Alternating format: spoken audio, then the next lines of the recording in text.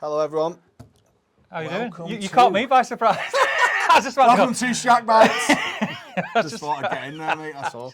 Let's do it. Welcome to episode 3 of Shack Bites. We're rolling, mate. We're like super organised. Yeah. We had John with us last time. Yeah. Which is great to have him in. We've got more people coming in the studio in the future, which is pretty cool. I think we're gonna have to do a run of loads of recording because we've got a lot of people coming. So we're all going to be here for the cookout. We're going to have all sorts of people here. We'd be daft not to take advantage of it. Yeah. And then I don't know what we're going to do at Meetup because we're not actually on this farm. We're at Ashley, so we might have to get something set up. Like a on the campsite. Pop-up pod. Campsite studio.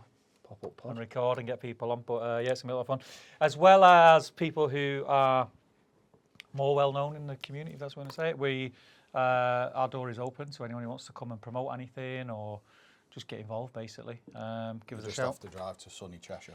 Yeah, you have to come to Cheshire. And it is to, like, yes, if you've got something to promote, something to shout about, something that's community-based, yeah, just shout out. And if you can get here, then we'll have you on and we'll talk about some stuff and probably light up the grills and eat, which is what we do best. So this is Shack Bites. This is our every other week episode where we talk about the things that we've been cooking of late or the things that we want to cook or... You all right there? Yeah. Or the things that we see other people cooking. This week we've got 4 recipes. 4 recipes. Actually, I was off the... You've pretty much been consistent all the way through your cooking. I was super busy kind of at the start of the year and I was trying to diet. So I wasn't cooking. I was cooking, but it was like the same thing all the time. I feel like I've turned a corner. I turned a corner, yeah. I've got a little bit more time. Things are starting to settle out a little bit, so I'm cooking a bit more, which has been fun. I'm still consistent, but I feel like I'm not cooking as much. So I was doing a lot of cooking here. Yeah. A lot of cooking here and not much at home in terms of barbecue cooking. And then a few weeks ago, I opened up the monolith and I had a sight to behold when I opened that bad boy. It was like a living, like an alien planet in there. I had to burn it off. I had to burn it off. But yeah, you can burn it off for 30 minutes, give it a good scrub, and you're good to go, aren't you? So 2 recipes each this time. 2 recipes each. I would highly recommend trying the recipes that we talk about. Yep. Never more so for me personally as these 2, because these 2 took me by surprise. Mine are super simple recipes. I've got 1 probably intermediate and 1 simple. Yeah, these mine are like anyone could do it, but highly recommend you do them because the flavours were just bang on. It kind of reminded me why we cook outside and why we barbecue. Shall I go first? Go for it, mate. Yeah. So my first recipe that I cooked in the time between this pod and the last one was Indonesian satay chicken. Yep. Okay. Now, when I searched, I knew I wanted to do a satay chicken because I've not had it for ages. And one that I'm really fond of that I've cooked a lot is the Hairy Bikers version. They do a satay chicken and it's in one of their... they've got 3 like lose weight books, can't remember what they're called. Okay. And it's in the middle one. And when I was years ago, when I was trying, this is becoming a feature in my life, just try to lose weight. I got these 3 books and they were class, really good. And the satay chicken was particularly bang on. And whenever I was doing satay chicken, I always did that. But I thought, you know what, I fancy something different. I want something a little bit more saucy. That's more of a dry one. The one that I always do is like you sort of do a bit of a rub on the chicken, and then you make a peanut sauce, and then you make a pickle. Right. Separately. What was that? What I do? Something's just exploded below us. Yeah, that one was always. It's like a dry one. Is that someone in the bottles? I'll be back in a minute. We'll pick up there in a second.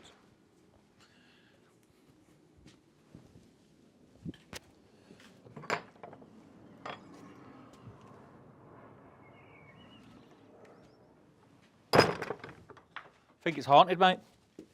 Weird, that, isn't it? It's weird. There's literally no one else here. So it was a bang under here, and then someone was in the bottom. Oh, we're on a haunted farm. If your mum had lived Anyway, where was I? So Indo. So this was an Indonesian one. I just went on Instagram, and I just searched barbecue satay recipes. This came up. It was like the third one, I think it was. That I was going through a few, and some of them were like just didn't look great. And then this one, it looked banging, but then I was like, does it really look like that, or have they just done the Instagram photographs and then put a recipe to it? But honestly, it was bang on. So I'll go through what's involved. Really minimal as well in terms of what you're buying. Okay. So I had bone-in chicken thighs with skin, and I had like a kilogram of wings. Okay. The recipe was only for thighs, but I was like, I want something else. So I thought I'm going to do wings as well.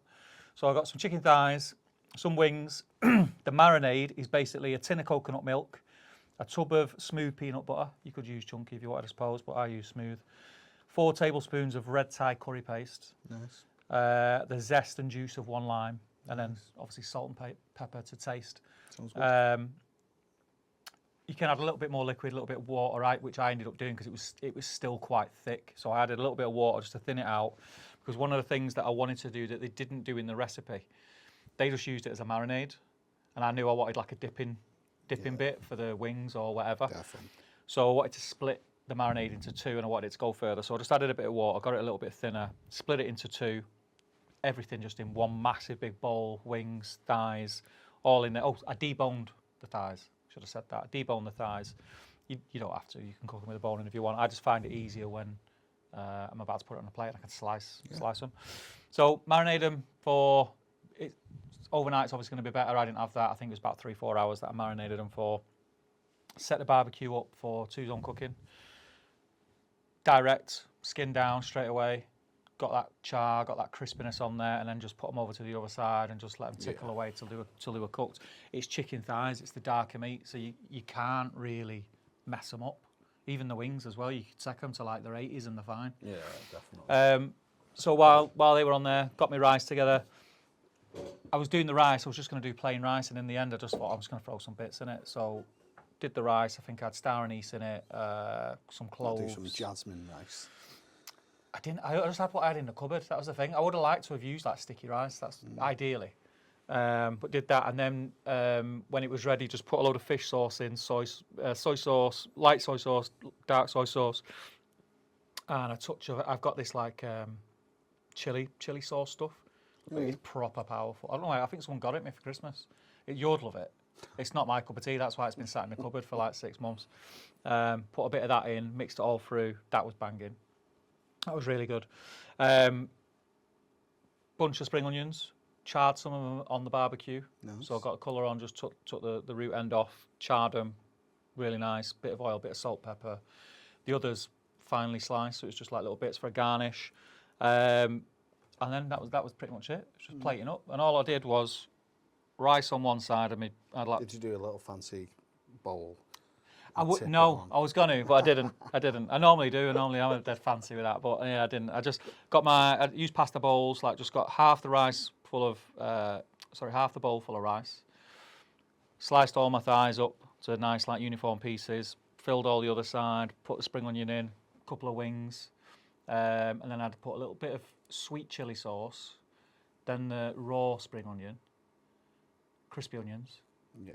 And more of just drizzled the satay sauce over it. Mate, honestly, it was banging. It's probably one of the best sort of Asian-inspired dishes that I've done for ages. One of my favourites. I always do it with pickled cucumbers. Yeah, I'm not into cucumbers though.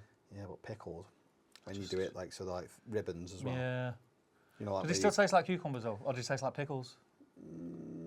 No, cross between the two, I would say. I've got a thing with cucumbers. They smell. Really? Do they smell like cucumbers? I don't know, I can't remember. Probably not if you've pickled them. I think it's like vinegar, mate. Yeah, that's what I mean. I don't know what it is. I just can't get on with cucumbers. And I know everyone's probably saying pickles are cucumbers. I know this, and I like pickles. I just don't like cucumbers. But for what it is, like minimal ingredients, cheap ingredients, chicken thighs and wings, I reckon it probably worked out. I don't know, £1.50 a portion or something like that. It was banging. I would have that, and I am going to have it again and again. So good. That'd be really good. I was thinking what I was thinking of doing. You ever done like a tray bake with rice? Doing a similar thing where you pour the water in, put your chicken, and then just put it in the oven and let it come up. Doing it like that, doing like a tray bake with rice. That'd be really cool. But highly recommend you give that a go. I did a big platter I did once. I did a huge platter with all like with it all on. All right. It was good.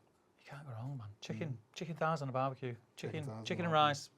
Chicken and rice. But the flavours, and again, it's coconut milk, peanut butter, and red Thai curry paste pretty much with lime in it just to kind of marry everything together. But, mate, my mouth's watering thinking about it now. That's how good it was. Making me hungry. I still am watching what I'm eating, and I had 2 portions. And there was loads. I made sure there was like loads of wings left. Just nailed all the wings as well. And the wings, you know, when the wings are perfect. Yeah. When you bite them and just 2 bones. Yeah, definitely. They were perfect. But yeah, highly recommend you give that a go. And if you do, please let me know what you think. Yeah, I might have a go at the weekend because I haven't how done simple satay it for is. ages. I haven't done satay chicken for ages. Yeah. Another thing you could do with that, what I was thinking when I was eating, I said that to Anna when I was eating it. I said, you know what you could do with this? You could make, instead of saving some for after, you could go like a little, because you'd like it hot like that. It's satay in it, so it's not hot. You could do like a gochujang, like mixed gochujang with oil and a bit of water, and drizzle that over the top. That'd be nice. That's like a dip. But it'd be good if you sort of mixed it with nasi goreng. What's nasi goreng? So it's like Indo fried rice with an egg on top. Oh right, yeah. So there's 2 different dishes, obviously. It's satay, but I worked away in Aldershot a few years back, and there was an Indonesian restaurant there. Was there? But it was really hard to like choose. Do you want like stuff like nasi goreng, or do you want the satay? So I mean, yeah, it was quite a difficult choice because it's inferior. They're 2 separate meals. Well, fun fact: satay is an Indonesian dish. I didn't know. Did you not know it? No. I said to Anna, I said, is it Thai or is it Chinese? No. I was like, what's the Indonesian bit? And then I googled it. And it was like, but for it me, originates like from Malaysia and Indonesia, all that. It's almost like a cross between sort of like Thai and Indian, or like or Thai and Chinese and stuff like that. It's quite they're almost like in the middle, I always think. Yeah, it was really good, really good. I've said it about 6 times now, but give it a go. Let me know what you think. This episode is brought to you in part by Alfresco Chapel, a proper barbecue showroom up north. They're the go-to stockists for all your grills, smokers and pizza ovens. They've got everything from rubs, sauces, fuels, woods, coolers, butcher's paper, you name it, they've got it. They've even got pizza dough, craft ales and frozen meats now as well. Whether you're deep into outdoor cooking or just getting started, it's well worth a visit. Head down to Market Street in Adlington or follow at Alfresco Chapel on Instagram and go and visit the showroom. You will not regret it. Big thanks to the guys for supporting the show. Now let's get into it. But yeah, that's my first dish. Okay. And it's a cracker. We started off with a bang. What was yours? So my first dish is pastrami beef ribs. Hey, these looked. They were like. You know that thing, like when you see a poster for a Big Mac, I know. and then you buy a Big Mac, and you think it can't be real. That's how your picture looked of them ribs. And you know I'm a rib guy. So they were phenomenal, mate. So we got some beef plate ribs. I got Liam to cure them because, to be honest, why not? If your butcher's willing to cure something for you, you might as well just let him do it. It's a right faff, to be honest with you. So yeah, I cured it, vac packed it. I picked it up off him and sort of cured it for 5 days. 5, or it might have even been 6 days, but I would say for a beef ribs, minimum 5 days. Washed off the cure, just on the sink, just washed off the cure. Stuck it in the fridge for 2 days, just to dry it out. And then obviously on the morning of the cook, I got the barbecue up to around 120 degrees. Again, throughout the cook, it sort of ranged from 115 to 125, something like 130. So I'm not too precious about that. So yeah, 120 degrees, mustard binder, and then I used an Angus and Link pastrami rub. Loads of good flavours in that, like corianders and black peppers, and you know, it's just a really good, for pastrami. It's a banging rub. Again, but you can do your own. It's quite simple. It's not. They're not. There's nothing out there. Yeah, there's nothing like in there that's too extreme. You could buy all them ingredients from the supermarket and make your own. I had a couple of oak barrel chunks. Right. I think it was oak barrel, or it might have even been brandy barrel. Oak brandy barrel chunks. Brandy barrel, yeah. With some oak charcoal. Very good. So yeah, a couple of different smoke notes in there. Put it on the barbecue. And to be honest, I was really surprised how quickly it got up to sort of wrapping temperature. So within 2 hours, it was at 75 degrees, and I'm like, this can't be right. I've found that with ribs a lot though. I found that with ribs a lot. I thought it was more because it was cured, but I mean, to be honest, they were It could literally. be. It was so quick, and I was looking at this thing going, I can't be right. I must have put the probe in wrong, or sometimes you do. You put the probe in, and it's not in the thickest part, or you accidentally poke it through or something. But yeah, look, I mean, I checked it again, and it was definitely 75. I checked it with me handheld one, like your normal thermopen, and definitely 75. So I wrapped it in butcher's paper with a bit of beef tallow. Again, put it on for another few hours. So I think it was 2 hours until I wrapped, and then 4 hours when it was wrapped. So it was around 6-7 hours total. I put it straight into the cooler. Can you remember what weight the rat was? Yeah, just under 2 kilo, I think. So decent, decent size. But yeah, 6-7 hours in total, straight in the cooler for a couple of hours before slicing.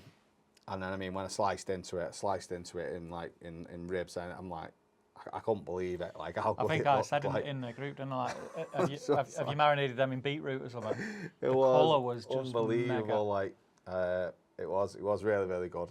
And then I took the bone off and then just sliced them off the bone. But yeah, they were perfect. Like, yeah, they were just so well cooked. They were perfectly cured. Again, there's different methods of curing, so you can do like I think it's called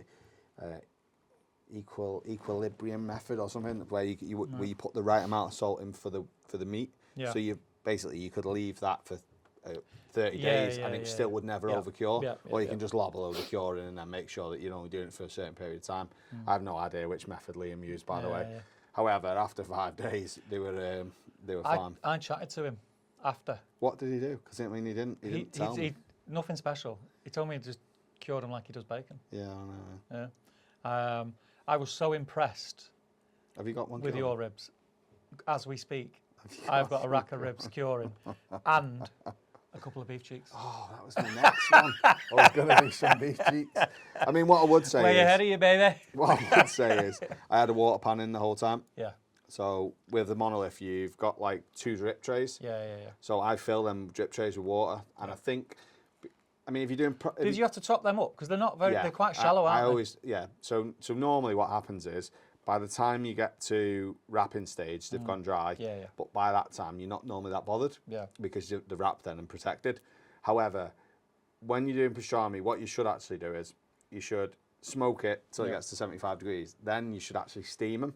Yeah, so you should actually steam the pastrami. Because that's what they do in cats and all that. They've got steam ovens, haven't they? You should do that. But I thought, well, I'll top up the water pans and then wrapped with the topping up the water pans. I think there'll be enough steam in there. Yeah. And again, it come out perfect anyway. So, yeah. I mean, I've had cats as well, so I think they were as good as cats. Really? Yeah, I think so, yeah. That's rib meat, though. Rib meat. I think rib meat, I say this. It was as good as How cats, long have I been think. saying this? Like, rib meat's better than brisket. Do you know what? And because I've done pastrami before, and it's been a bit salty, but it wasn't. It was perfect. Yeah. It was absolutely perfect. Because you had a nightmare with them the last time. Yeah, I did a brisket salty. and it was too salty, but this wasn't. Yeah. This was just absolutely perfect. Yeah. And I've got absolutely a load in the freezer, all in bags ready. So I'm going to be doing Reubens again. It's just great to have them in the freezer. Yeah. It's so good. And someone reminded me the other day. They sent me a picture of the Reuben croissant at Black Cactus. I thought, oh, I'm definitely gonna do that again.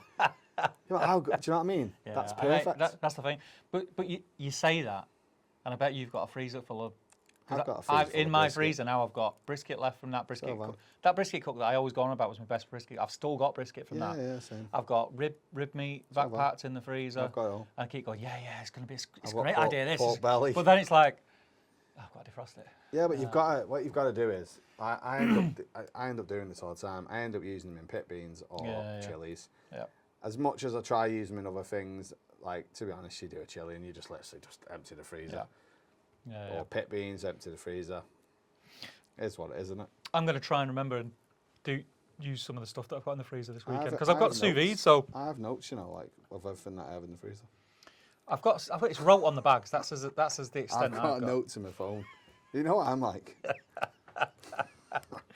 I'll write everything down on it. Like, do you remember when I said, I I think it was just before Christmas, wasn't it? And I was like going through to you the stuff I've got in my freezer, and it was crazy. Yeah. I wrote that on a bit of paper. Don't know where that bit of paper is now. So I don't know what's in the freezer. I just have notes on my phone. Yeah. Every time I chuck it in there, right, I've got this amount. Cross it off. It's a great way to do it.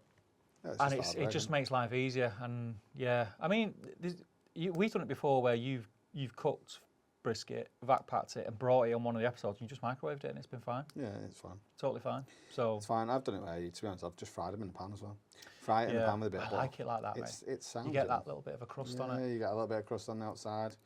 It's perfect. That's how I like it. Listen as well, like, you know, if you just literally, that's a leftover as well. Like, yes, it might not be as perfect as some pit master in America, but I mean, actually, for literally just getting a vac pack bag of brisket out of the freezer and and frying it in a pan with a bit of butter and chucking it on a sandwich. How long does that take? Absolutely banging though. It takes what? 10 minutes, 15 minutes, and in 10 minutes, 15 minutes, you've got bit of slaw, a pickles. meal of something that would normally take 18 hours. So yeah, I'm definitely gonna do a croissant. Yeah. That's. Do you know what I struggle with the croissants? What? Where you can get decent ones from. I know that. I did think that. Because even when you get like Costco. Yeah, maybe Costco. Yeah. You get some massive ones. I think you're gonna have to go somewhere like Gales, mate, and get like a proper. Yeah. Because when you get like the posh ones, you know, from like Waitrose or something. You need the big, fresh. Yeah, they're not big. They're not big. That's the thing the main thing I noticed. I can't find anywhere that does big ones, and they just because they're so soft and flaky and buttery. As soon as they get hot, they just stay compressed, don't they? Yeah. Well, like there's no spring back in a So croissant. yeah, I mean, I've done them before. I did them before when we went to Sizzlefest that time. I come back and literally on the day later I did one because I had some pastrami in the freezer. But you need a big croissant for a proper Instapic. Big croissant. Let us know if you know where to get large croissants from. Yeah. Do let us know. But yeah, definitely Reuben sauce, Swiss cheese, pastrami, pickles, bit of sauerkraut, pickled cucumber. No, it was belting. You'll see the pictures. Do you know the difference between pickles? No. I just keep seeing stuff like you get house pickles, bread and butter pickles. I just keep thinking, what's the difference like? Dill pickles is just pickles with dill in it, isn't it? Yeah, but I don't know what the difference is. I've done my own ones, but they weren't that good. No, I've never done my own pickles. I've done my own pickled onions. I did my own. It's just so convenient just to buy them, innit? Do you know what I mean? But yeah, that's my. This is a thing, and it's another topic for one of the other episodes. Like sometimes it's harder to cook a family meal than it is to cook for a pop-up or in a restaurant, because when you're cooking so much of it, I think it's easier. Maybe you just got to pickle a handful of pickles, or it's a ball ache, isn't it? No, check it out. The pictures will be up on the screen. You'll have seen them. But go and check out Dec's Insta, hey? That's why I've moved that away a little bit. It's too close. Go and check it out because the colours were just out of this world. My next recipe is another really, really simple one. And I was influenced by Notorious Foodie on Instagram. Okay. Now, if you don't know who he is, he's the guy that's got that sort of the chopping board, and it's like classical music, and he always brings the things down on paper and opens it like that guy, and he throws the thing at the end when he walks, smells the wine and throws the thing. His videos are amazing. He's got like millions of followers, and his recipes always look just tip top.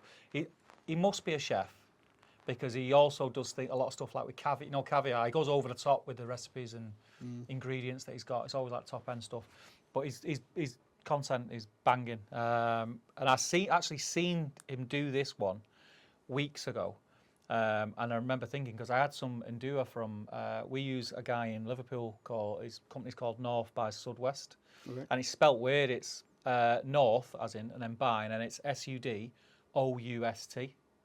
and he makes his own charcuterie. Like he's got his own unit. He hand picks the pigs. He gets them grown specifically a certain way and fed with certain things. Gets all his own pork, and he makes his own charcuterie. Really interesting guy. He's an ex-chef, like top-end fine dining chef, and just loved charcuterie and got into that. The reason I know him is because he supplies all the charcuterie for our wild grills. So part of Wild Grilled, we give them all like different bits of charcuterie, and there's no one better that we found locally that makes their own. You could obviously buy it imported, but we always try and like fly the flag for British produce. So we use him, and yeah, I'm a bit of a sucker for nduja, but the only nduja I've ever had is like, I've had like what I thought was the good stuff from like Waitrose or Marks and Spencer and stuff like that. But I had some last year. We had some left over in a tasting, and I was like, oh man, that's amazing. Did it come in like a sausage shape? Yeah, but he portions it for you and then vat packs it. Oh, cool. He does a lot of the traders markets and stuff like that. So when we went, I took Richard to see him because Richard does the hosting for us. I said, you need to meet this guy so that when we're giving our guests the charcuterie, you can speak about it. So I took him, and when we went, like he gave me like, he said, oh, I've got some nduja for you, and he gave it me. So I've had it in the fridge, and I remember seeing this video and thinking, that's what I'm going to use it for, and just never got around to it. And then on Sunday, I just thought, that's what I'm doing. So I found the video again and made it, and honestly, I had some charcuterie, just some nduja recently, and it was whiskey smoked nduja. The only thing I'd say is it changed the texture. This was really soft. No, this was almost like, think about it, if you smoke anything, it's almost like, goes almost like the texture of chorizo. So Yeah, it was like a softer chorizo. So that's what I would say. The thing with this is because I had it in the fridge, and when you come out, it's almost it's like paste. It's supposed to be a paste. Yeah, it's almost like I It is, don't it's think I can spreadable. describe it as like Play-Doh It's supposed to be spreadable. texture. But then the more it comes up to room temperature, and you got the oil because I was tearing it apart, it's like oily. It just goes softer and softer. Well, it's supposed to be. and It's a softer. spreadable salami, basically. Yeah. His nduja is unbelievable. You can order it online, or if you're local to Northwest, he's at a lot of the makers markets. Honestly, try it out. It's phenomenal. So the recipe was rigatoni alla vodka by Notorious Foodie. I didn't do it exactly like he did it, but it's as close as damn it with what I had. So the ingredients were obviously you can use any pasta you want. I had rigatoni, so that's what I used. The nduja, nduja, whatever you want to call it. I'm sure someone will correct us. No doubt. Double cream, parmesan. His recipe had burrata, but when I went to get some, I couldn't get it, so I could only get like the fresh mozzarella, which was a shame, but it was still delicious. Yeah. 1 shallot, 2 cloves of garlic, some passata and tomato puree, olive oil, obviously vodka, basil and a red chilli. Nice. Fine dice, really fine dice, your shallot and your garlic as fine as you can. The chilli, just split down the middle.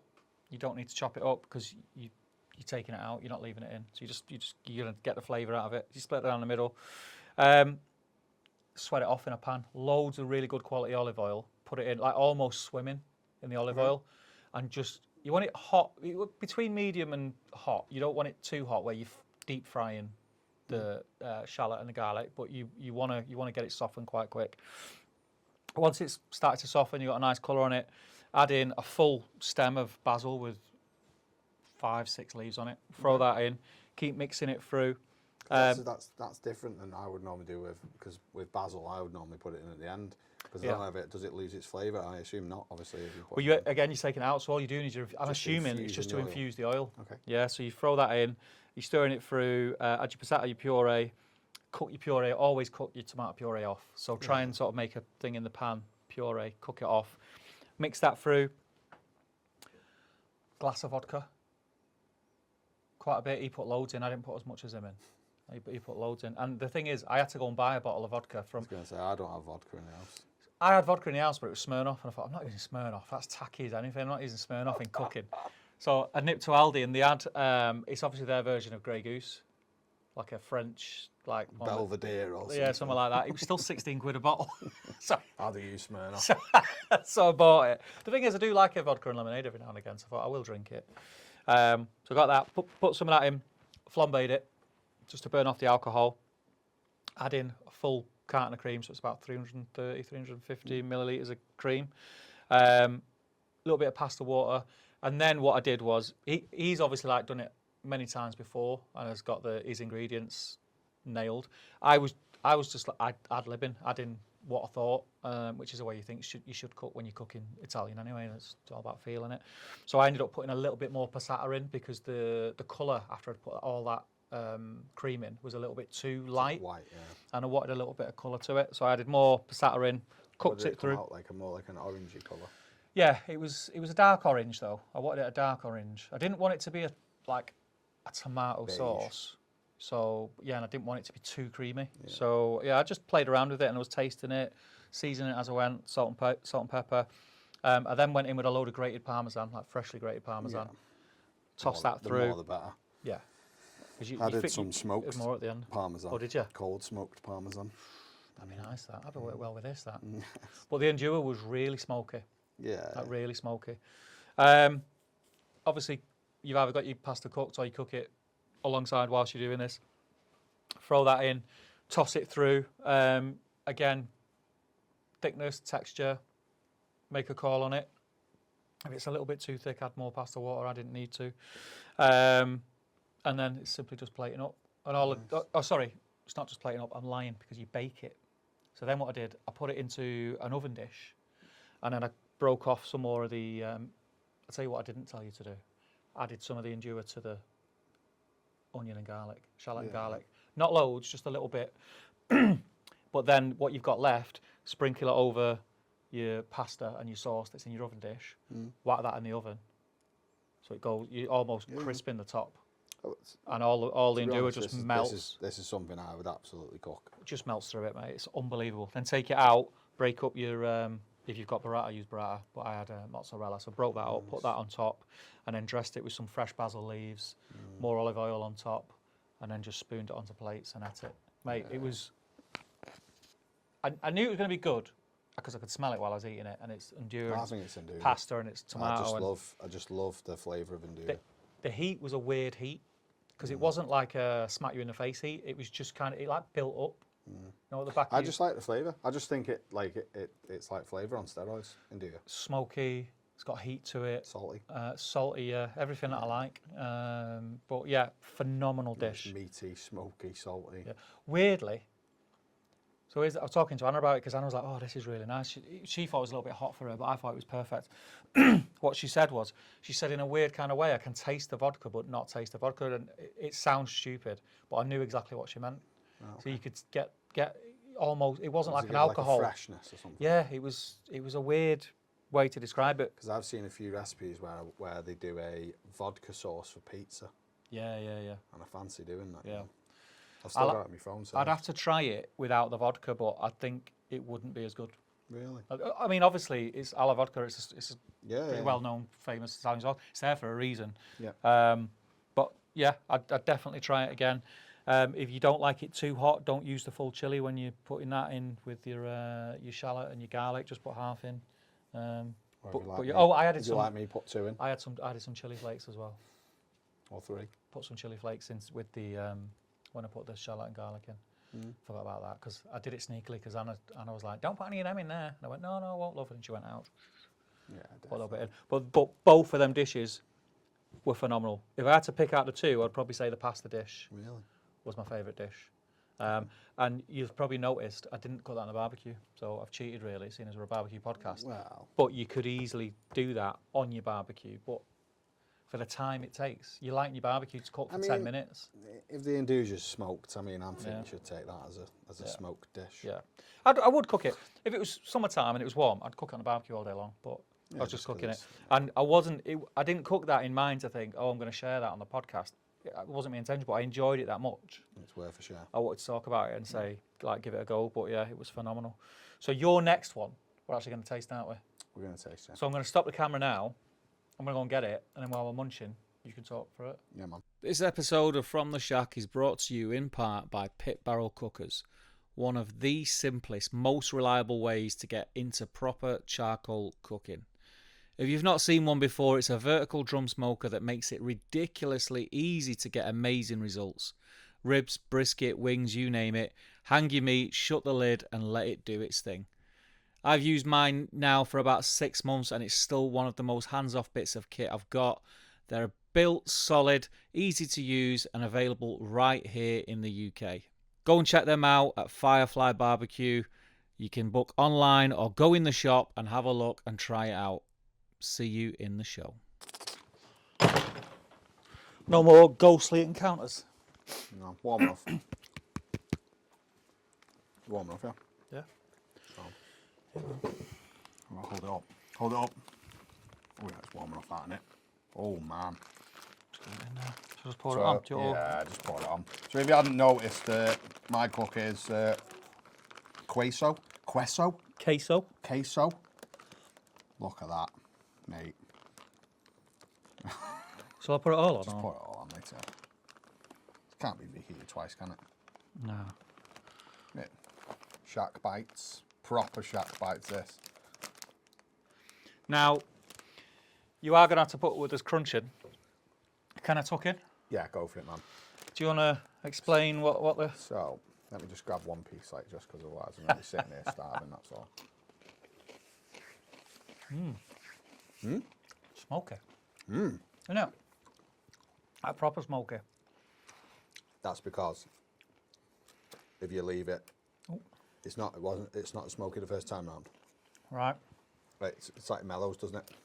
And goes through. You know, like when you do, it equalises when you do like cheese and stuff like that, doesn't it?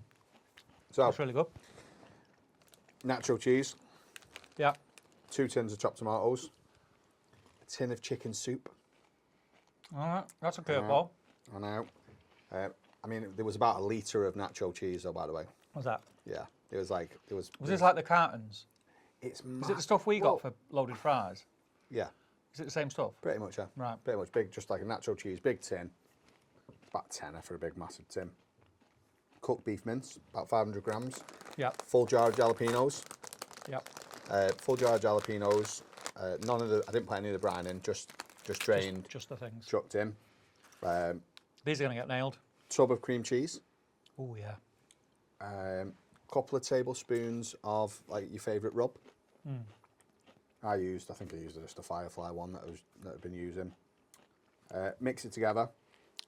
Smoked it over plum wood for about an hour. Okay. Again, I just had a few twigs of plum wood from the garden, just lobbed them all in. Smoked them about 130 degrees, just until it started bubbling. And then I took it off, finished it with coriander, and then I finished it with salsa. So really easy recipe. I mean, I'll be honest, the only mistake I made was I did it in the cast iron lid. Right. And then it started overflowing, so I had to actually do it in the actual cast iron pot. But again, to be honest with you, even though that's been in the, the actual Dutch oven and it's been far down, you've still got the smoke flavour. You can definitely taste the smoke. 100% you can taste the smoke. Yeah, so you've absolutely got the smoke flavour. And then, just finished it with coriander and salsa on the top. And how long was that in there for? An hour, max. An hour. Brown off the mince first, or Just brown off the mince first, yeah.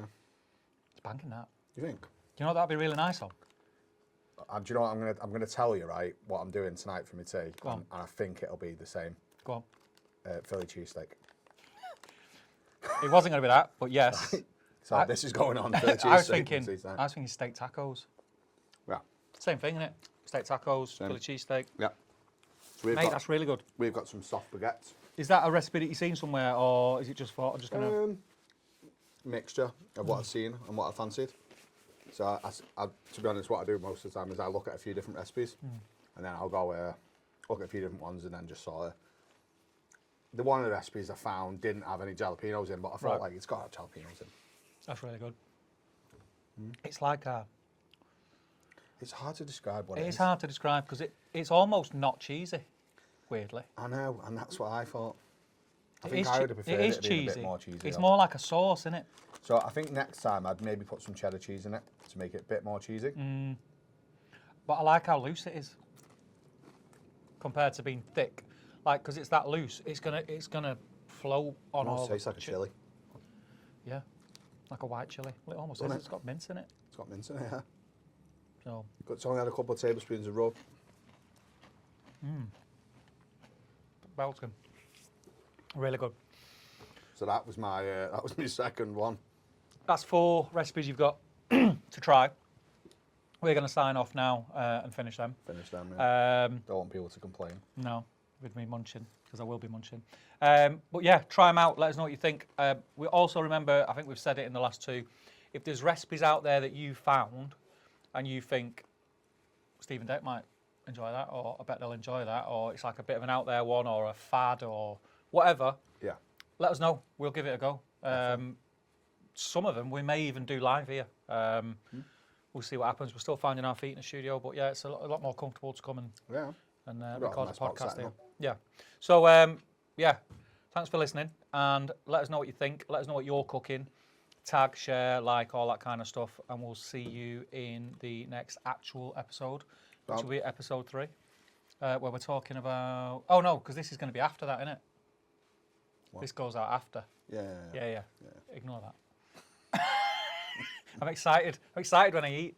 But that's it, yeah, so we'll see you in the next episode. Take it easy. Give me a wink and a gun. Laters.